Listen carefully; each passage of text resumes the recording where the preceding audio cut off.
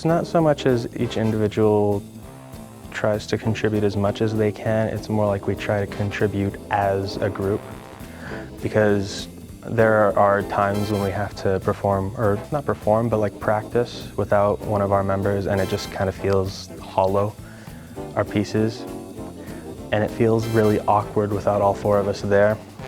So even if some of us are kind of having a bad day, or if some of us are just kind of not into it, it still feels better than when they're just straight up not there.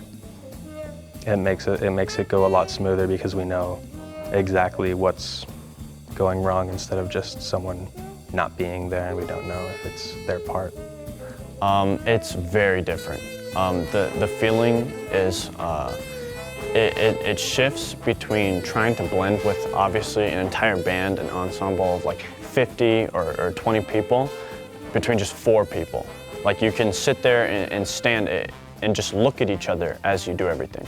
Like imagine sitting a band of 50 people trying to stare across like, 20, 30 heads just so that you can see what the other person on the other side of the room is doing. But for a quartet, it is so compact and it is so personalized because everyone is right there, you can see each other. And a big part of playing in a quartet is communication through body language.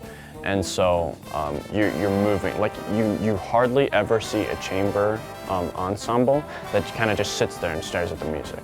Because I mean, that's what big ensembles do, that's what orchestras do. But for quartets, especially trombone quartets, it's a lot of motion and it's a lot of physical interaction. I don't wake up in the morning, so we don't practice in the mornings, even though we're supposed to. And then also there's just not a whole lot of time that we have given how 3 of us are working now and our schedules are really interfering with each other, so we just don't have a lot of time to practice, but we're making as much work as we can.